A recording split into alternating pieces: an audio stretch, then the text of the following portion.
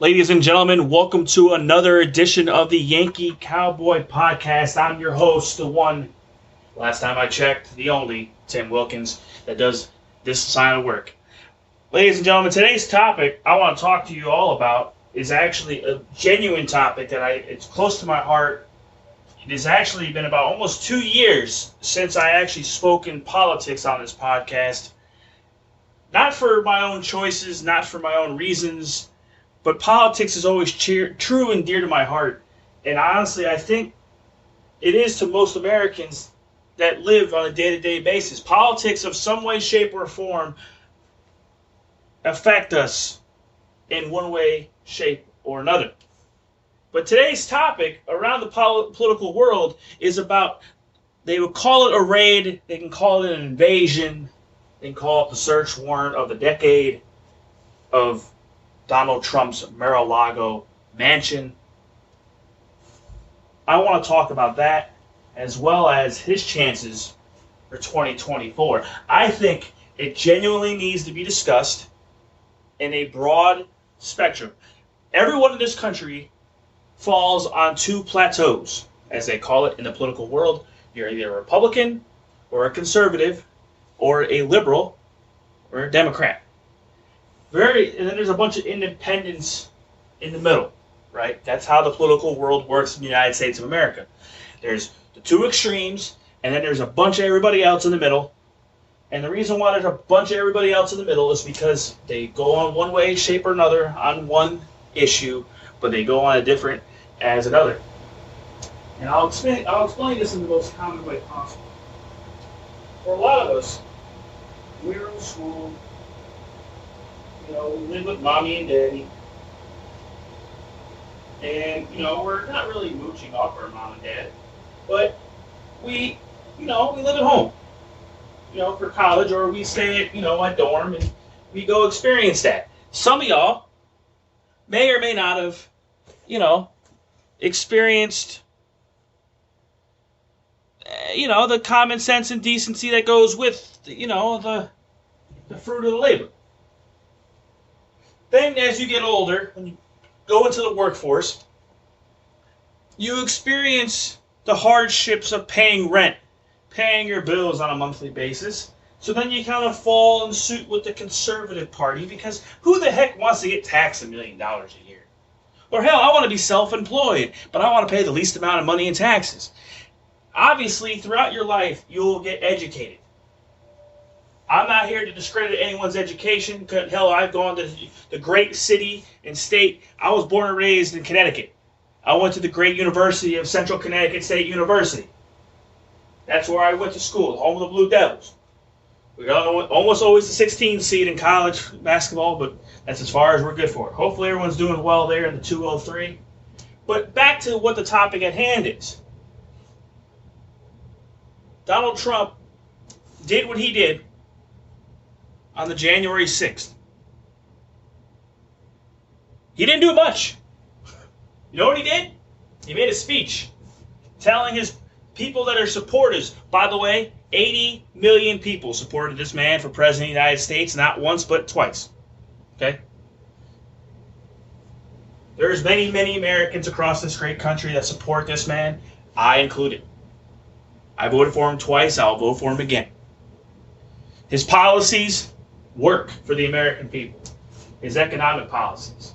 I'm not talking about Reagan economics here. I'm talking about low taxation and energy independence.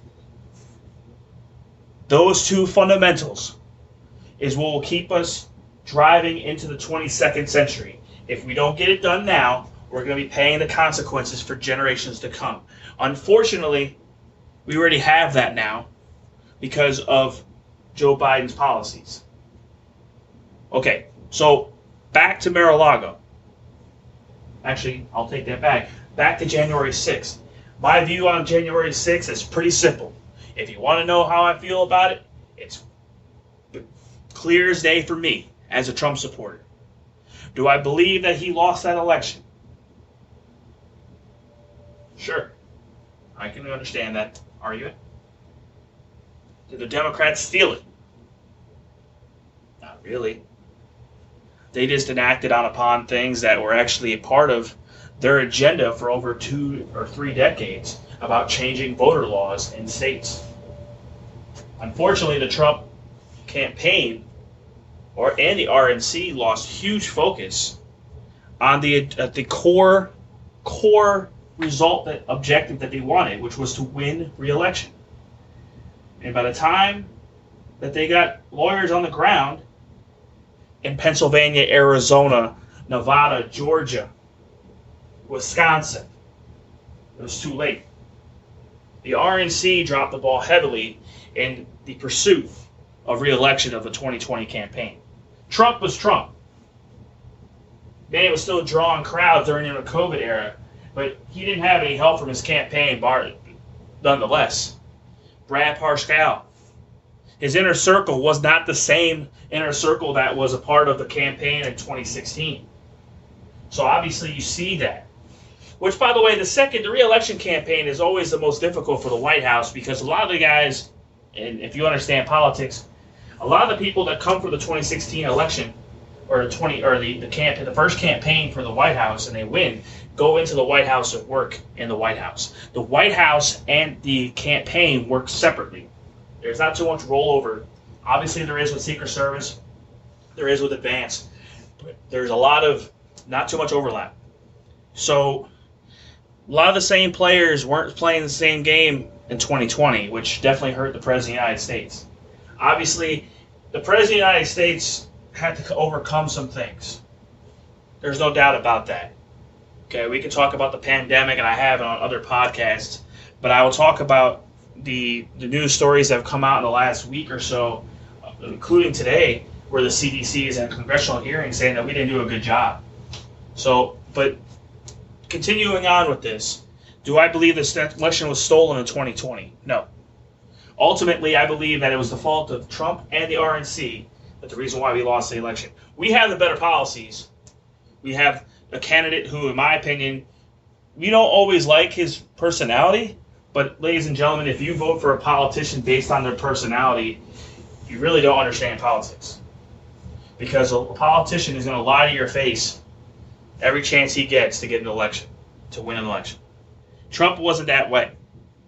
He pretty much got most of the results that he wanted to accomplish, got accomplished.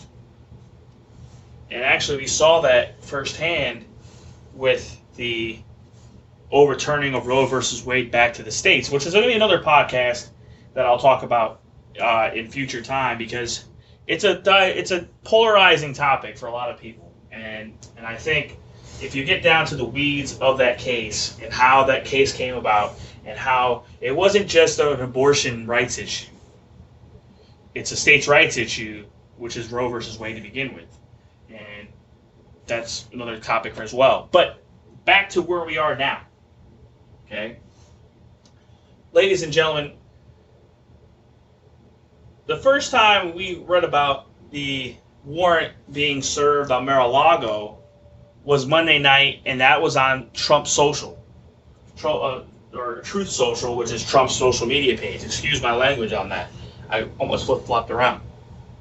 Not as bad as John Kerry, but I digress.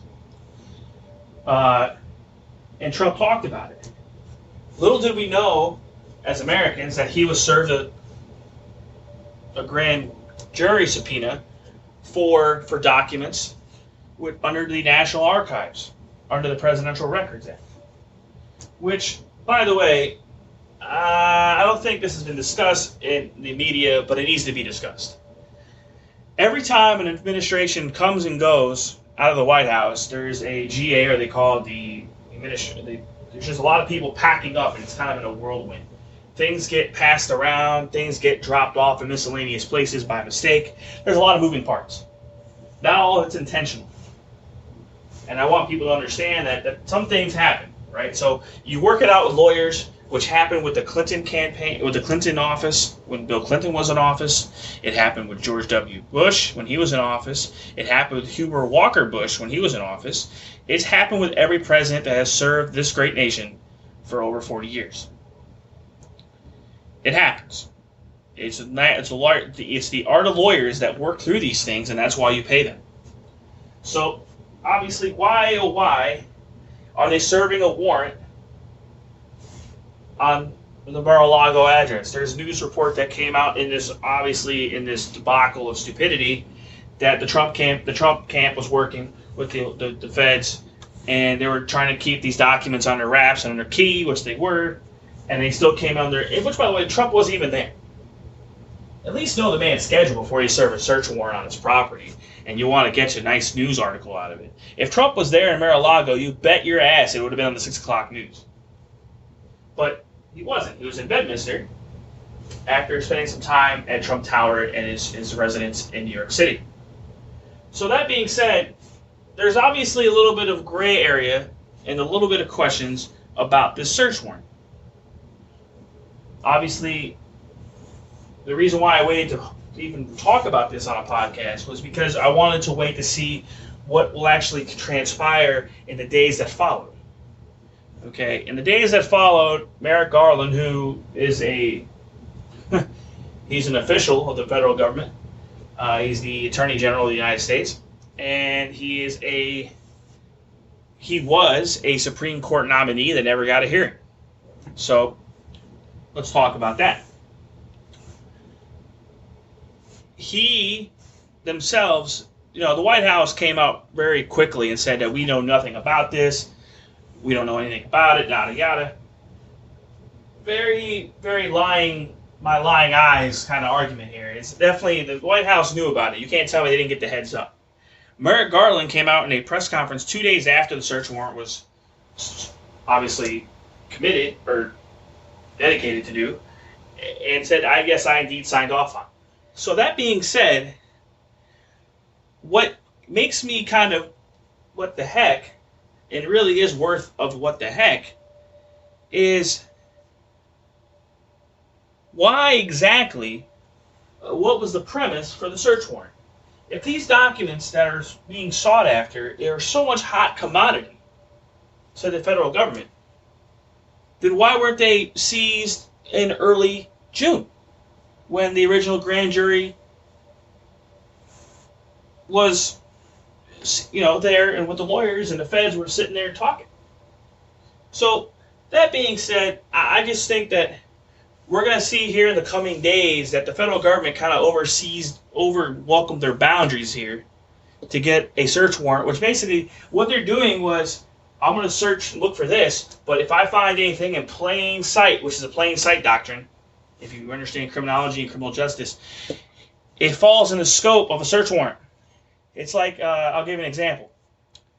If your house, if police officers conduct a search warrant on your house and they're looking for a gun, let's say, right, or property of some way, but they find some other illegal property in that said search that's in plain sight, that said contraband is still being able to use in court. It's a plain sight doctrine. There's your, thank you, Judge John Cochran, for that one. I appreciate that. That's a learning lesson of my 4 years degree. What I want to talk about, though, really at the core of this podcast and the discussion that I want to make is, what are his chances for 2024? And that being said, I think it's genuinely different than 2016. What we're seeing now from President Donald Trump, or the former president, excuse me, is something that we have never seen in our lifetime. Obviously, you saw 80 million people from all walks of life vote for him. Hispanics, blacks, Asians, whites, educated, non-educated, all vote for this man on all walks of life. During the 2020 election, that also happened as well, but they lost suburban white women, apparently. But a lot of it was because of personality, which we're seeing that firsthand now with Joe Biden policies that have affected the suburbans, the cityites, all walks of life be affected by this because of inflation based on their monetary policy. So what I'm getting at is, if 2024 is going to be effective for the Conservative Party and the Republican Party, is that we as conservatives and we as Republicans have to adopt certain ideologies. It's okay to have liberal friends, by the way. Okay, there's people that I have great friendships with that are liberals. They're hard and few and far between, but it happens. You meet those. But the argument that they always tell me is he's just too brash. He's like a bull in a china shop. And if that's in case true, sometimes you need that bull in a china shop in Washington, D.C. to get things accomplished that you want to get done for the American people. We've seen what the passive aggressiveness does in Washington, D.C. for far too long. We've seen what terrible monetary and economic and energy policy has done to the American. So, why not Trump another opportunity? Well, they're trying to use him up with all this January 6th nonsense. So by the time he runs in the primary against Ron DeSantis, if Ron DeSantis does win, go ahead and run. Or Liz Cheney, if she runs, which if she does run, she can't even pull 55,000 votes out of Wyoming, thinks it's going to be a good idea. That being said, it's Trump's party. We're seeing it firsthand. Out of the 10 people that voted to convict, or actually in the House, the 10 Republicans that actually voted to impeach Donald Trump, out of the 10, there's only 2 left. One out of California, one out of Washington. The other 8 have fallen. Trump also, during this raid, search warrant debacle, overraised more money for his campaign, or his potential campaign for the presidency of the United States in 24 hours. Believe me, the United States and the Democratic Party do not want to see a pissed off Donald Trump run a campaign. The pissed off Donald Trump that I know, he's a vigorous man that will do what he wants and he'll say what he wants. But I also believe that the American people, and this is my outreach to people around the country that are Republican and are supporters of Donald Trump, is we as conservatives have to see something different from him. Is it policy? Is it demeanor? Is it different this time? We know it's like we know what we're going to get because we know you. We've seen you around the first time.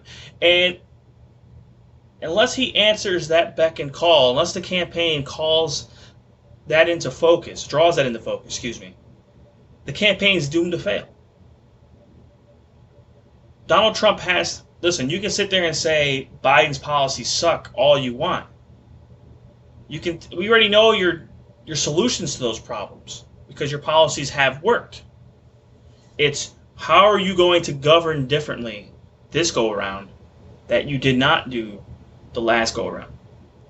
And that's really the question that we as conservatives and Republicans face going into this election cycle in 24. 22, the midterm election cycle, we just have to destroy the Democrats at all possible opportunity. Vote early and often, as they say.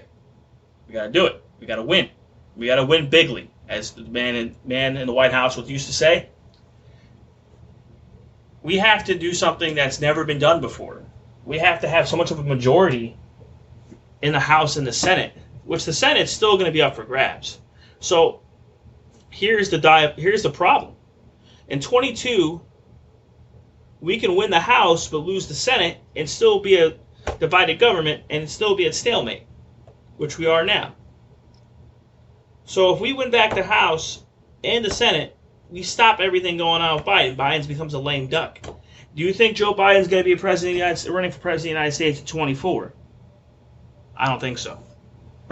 I think after 22, he'll announce that he's not running for another term.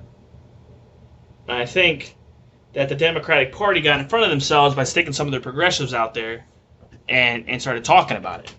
And they shouldn't really do that because it's not good for the country. It's not good for public policy. It's not good for security. So I think overall, we'll see an announcement from the Biden White House here that he probably will not seek a second term due to his health. And so then that'll be a kind of a lame duck scenario. But I don't see him announcing that until probably, I would say, early January 23. President Trump, I see him announcing a day after Election Day. or around Christmas time, because President Trump's always a big believer in saying Merry Christmas. So, ladies and gentlemen, this is another edition of the Yankee Cowboy Podcast. Feel free to like, subscribe, download. We're obviously doing podcasts about all topics, and this being politics. We're going to be talking about wrestling reviews, obviously, in other editions of the podcast, as well as NFL football season around the corner. And, I think a lot is going on in this country. I think we have a lot to talk about. And I like to have a genuine conversation with all my listeners about topics of the day. So feel free to follow me on Twitter as well, at YankeeCowboy27. I look forward to hearing from you. This is Tim Wilkins signing off. Have a great evening. Thank you, ladies and gentlemen.